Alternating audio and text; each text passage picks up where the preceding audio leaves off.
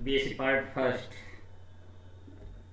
के paper third में cytology में हम लोग प्लाज्मा मेम्ब्रेन या कोशिका झिल्ली की संरचना एवं इसकी परासंरचना एवं संरचना से संबंधित संरचना को एक्सप्लेन करने के लिए दिए गए विविध मॉडल्स का अध्ययन कर रहे थे।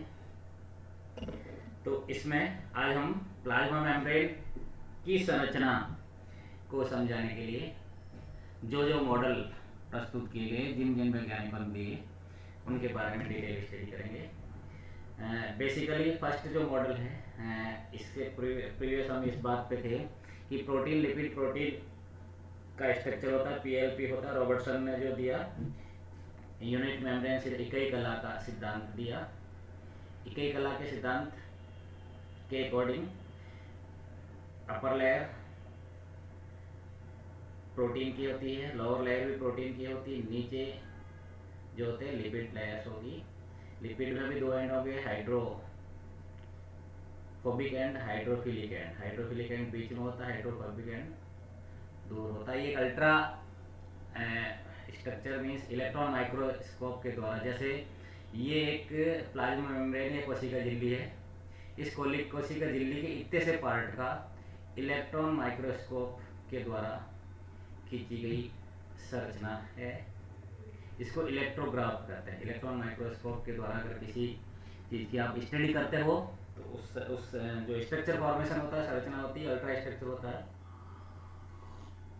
उसको इलेक्ट्रोग्राम कहा जाता है। तो इसको एक्सप्लेन करने के लिए जो सब मॉडल या जो सैंडविच मॉडल है, सबसे फेमस मॉडल है, उसकी बात करते हैं। डेनली एंड डेवसन ने इस मॉडल को दिया। इनके अकॉर्डिंग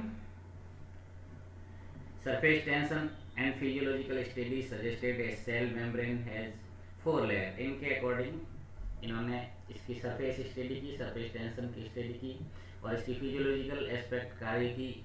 ये कार्य करने के वे की स्टडी करने के बाद इन्होंने ये सजेस्ट किया कि इसमें 4 लेयर ऑफ मॉलिक्यूल्स होती हैं। 2 लेयर, 2 सेंट्रल ऑफ फास्फोलिपिड, बीच की 2 फास्फोलिपिड की बनी होती है, और 2 central of protein means 2 protein की बनी होती है। प्रोटीन और प्रोटीन है ना, बीच में लिपिड रहता है।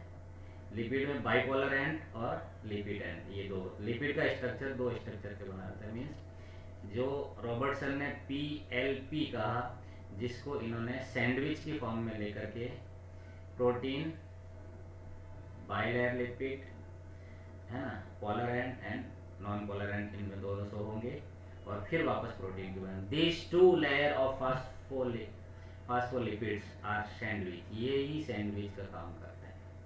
ऑन आइदर साइड, दोनों तरफ, layer of hydrated alpha globular protein. ये तो दोनों तरफ प्रोटीन रहते हैं, जिसको अल्फा ग्लोबुलर प्रोटीन कहा जाता है।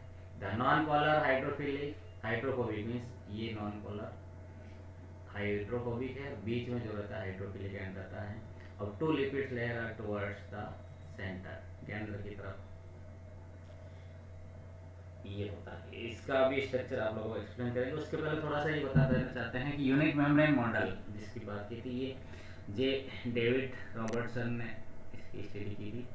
और ultra structure of membrane of bio membrane, जैव मेम्ब्रेन, जिसको इसको जैव मेम्ब्रेन भी कहा जाता है, सेल मेम्ब्रेन भी कहा जाता है ना।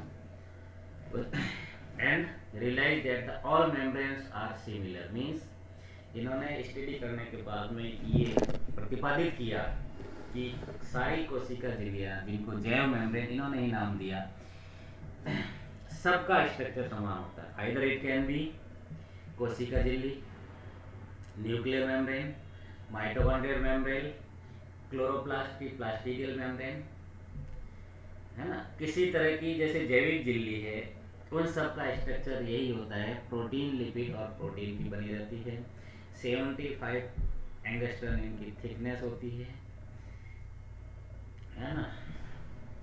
The thickness depend upon the protein proportion of the type of phospholipid and arrangement of the proteins है ना। These give specificity to each membrane. प्रत्येक मेम्ब्रेन को अपनी विशिष्टता प्रदान करती हैं और विशिष्टता प्रोटीन की वजह से होती है. कॉइन द टर्म, इसलिए इन्होंने एक टर्म दी जिसका नाम है यूनिट मेम्ब्रेन, इकाई कला सिद्धांत. इस इकाई कला सिद्धांत को stated the each bio membrane is found of one only plasma membrane, lysosomal membrane or more unit membrane, each mitochondrial membrane, nuclear membrane and plastidial membrane.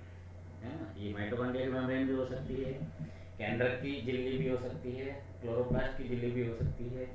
सबका सिमिलर स्ट्रक्चर है, इसलिए इन्होंने पीएलपी मॉडल दिया जिसको यूनिट मेम्ब्रेन सिद्धांत भी कहा जाता है ना. इसके नेक्स्ट स्ट्रक्चर की बात करते हैं. इसमें लिपिड और ये किस तरह से रहता है इसके बारे में बात 2 मिनट आपको बताने जा रहा हूँ.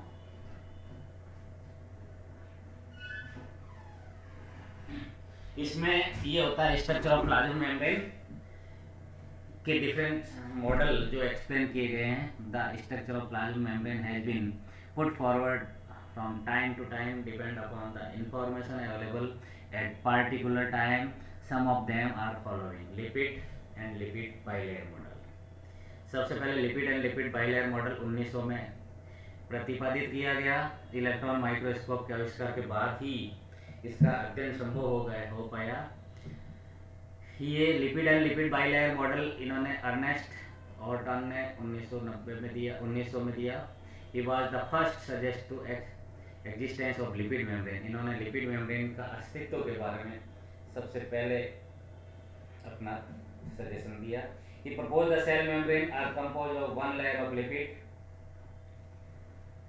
एवर्ट गॉर्टर ने दिया एंड फ्रैंकोइस ग्रैंड ने 1925 में एक्सटेंड किया इसको. Lipid from RBC erythrocytes cell से और हीमोडाइस्ट RBC and suggested that cell membrane are composed of 2 layers of lipid in which hydrophobic inner surface means ऐसी 2 लेयर होती है जिसमें हाइड्रोफोबिक इनर सर्फेस अंदर की तरफ हाइड्रोफोबिक सर्फेस हो, जल स्नेही हो, ऐसा इन्होंने दिया. जैसे ये आपको एक्सप्लेन करके दिखाया गया है कि ये प्रोटीन लेयर होगी और layer this is protein layer, this is also protein layer. ये बीच में लिपिड लेयर है. लिपिड लेयर में ये पोलर ग्रुप है और ये नॉन पोलर ग्रुप है. ये हाइड्रोफिलिक ग्रुप है, ये हाइड्रोफोबिक ग्रुप है. तो ये दोनों लिपिड होते हैं. इस तरह से ये इन्होंने पी एल और पी मॉडल दिया. एल में भी 2 हो गया, polar group and non polar. Non polar group बीच में होता है, पोलर ग्रुप किनारे मीन्स जहाँ वाटर की कंसंट्रेशन ज़्यादा होगी वो हाइड्रोफिलिक हो गया. जो एंड वाटर की कंसंट्रेशन से दूर हो उसको हाइड्रोफोबिक कंडीशंस कहा गया. क्लियर. उसके बाद फ्लूइड मोज़ेक मॉडल जो प्लाज्मा मेम्ब्रेन के लिए दिया गया. ये मेम्ब्रेन इज ए मोज़ेक है ना. Protein and other molecules are embedded in a framework of phospholipid. A membrane is fluid. Most of proteins and phospholipid molecules can be moved laterally. अभी membrane जो का जो स्ट्रक्चर है इसके बारे में हम इनके द्वारा जो मॉडल प्रतिपादित किए गए हैं इसके बारे में हम नेक्स्ट क्लास में और इसकी डिटेल पढ़ेंगे. आज के लिए इतना ही. Thanks to all.